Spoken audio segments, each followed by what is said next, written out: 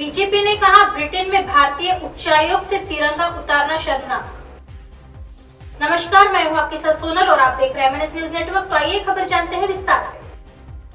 भाजपा नेता मनजिंदर सिंह सिरसा और पार्टी के राष्ट्रीय प्रवक्ता RP सिंह जी ने सोमवार को उस घटना को शर्मनाक बताया जिसमें कुछ खालिस्तान समर्थक समूहों ने ब्रिटेन में भारतीय उच्चायोग से कथित तौर पर तिरंगा नीचे उतार दिया था। राष्ट्रीय राजधानी में एक संयुक्त संवाददाता सम्मेलन को संबोधित करते हुए भाजपा नेताओं ने कहा कि इस तरह के कृत्य में शामिल लोगों के खिलाफ सख्त कार्रवाई की जानी चाहिए। इस मौके पर दिल्ली भाजपा के प्रवक्ता हरीश खुराना भी मौजूद थे। सिरसा ने कहा, भारत को बदनाम करने वाले कभी सिख नहीं हो सकते। कुछ देशद्रोही तत्व भारत के खिलाफ है और वे कुछ लोगों के साथ मिलकर इस तरह की शर्मनाक घटनाओं को अंजाम देकर भारत को बदनाम करने की कोशिश कर रहे हैं, जिसका हमें गहरा अफसोस है।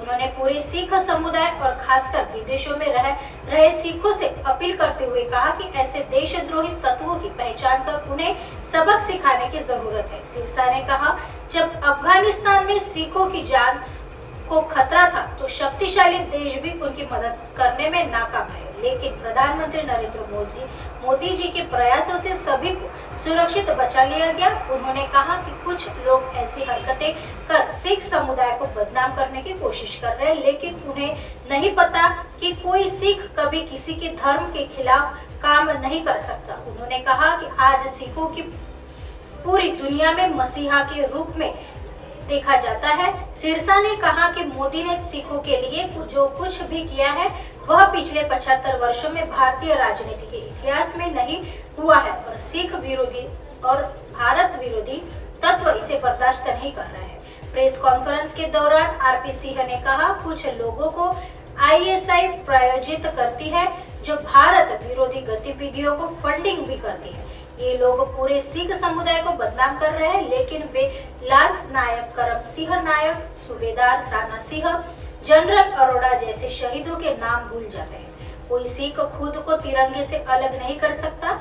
सिंह ने ब्रिटेन सरकार के संदर्भ में कहा, जब भी किसी देश के अंदर किसी उच्चायोग पर हमला होता है तो यह शर्मनाक होता है, क्योंकि उच्चायोग की सुरक्षा सुनिश्चित करना उस देश की जिम्मेदारी होती है। उन्होंने कहा, ऐसे देशद्रोही तत्वों को लगता है कि बाहर जो होगा उसका परिणाम दिल्ली में या देश के अंदर महसूस होगा, लेकिन ऐसी उम्मीद रखने वाले अपने नापाक मंसूबों में कामयाब नहीं हो पाएंगे।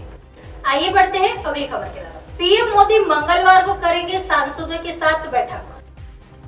प्रधानमंत्री नरेंद्र मोदी जी मंगलवार को अपने गृह राज्य गुजरात से आने वाले सभी भाजपा सांसदों के साथ बैठक करेंगे। सूत्रों के मुताबिक प्रधानमंत्री नरेंद्र मोदी जी ने इस बैठक के लिए सांसदों को मंगलवार शाम को डिनर के लिए आमंत्रित किया है। प्रधानमंत्री मोदी जी द्वारा बुलाई गई इस डिनर बैठक में केंद्रीय गृह मंत्री अमित शाह जी समेत गुजरात से आने वाले भाजपा के सभी सांसद मौजूद रहेंगे। बताया जा रहा है कि पार्टी के राष्ट्रीय अध्यक्ष के तौर पर JP नड्डा भी इस बैठक में शामिल हो सकते हैं। सूत्रों के मुताबिक इस बैठक में प्रधानमंत्री मोदी जी अपने सांसदों से उनके द्वारा क्षेत्र में किए जा रहे कामकाज के बारे में चर्चा कर सकते हैं। प्रधानमंत्री कई बार पार्टी के संसदीय दल की बैठक में सांसद, खेल स्पर्धा, मोटे अनाज के प्रसार, तालाब खुदवाने और G20 से जुड़े कार्यक्रम के प्रचार प्रसार सहित अन्य कई सामाजिक कार्यों को जोर शोर से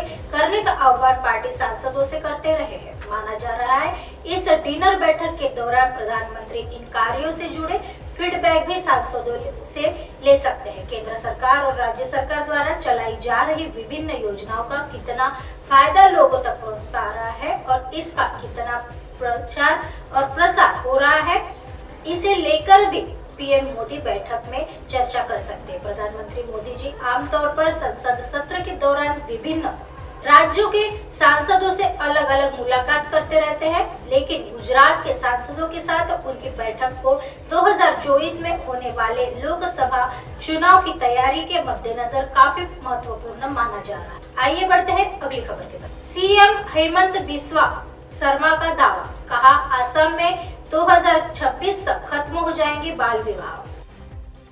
असम के मुख्यमंत्री हेमंत बिस्वा शर्मा ने सोमवार को कहा कि उनकी सरकार राज्य से 2026 तक बाल विवाह की समस्या को खत्म करने के लिए प्रतिबद्ध है। समरा ने कांग्रेस विधायक कमलाख्या डे पुरकास्त के 7 सवाल का जवाब देते हुए कहा, राज्य सरकार ने बाल विवाह को रोकने के लिए कई कदम उठाए हैं।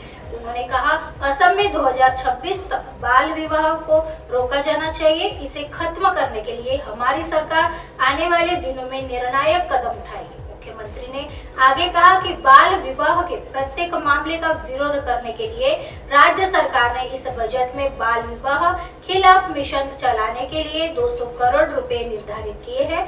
हेमंत बिस्वा शर्मा ने कहा, हम राज्य में बाल विवाह के खिलाफ एक अभियान शुरू करेंगे और हम हर 2 से 3 महीने में एक बार फिर गिरफ्तारी करेंगे।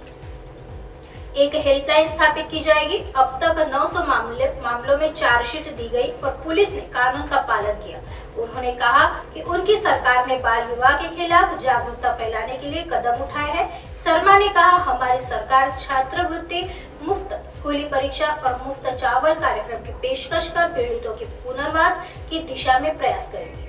ऐसी खबरें फिर लेके आएंगे इसी समय इसी जगह। तब तक देखते रहिए महाराष्ट्र न्यूज सर्विस। नमस्कार।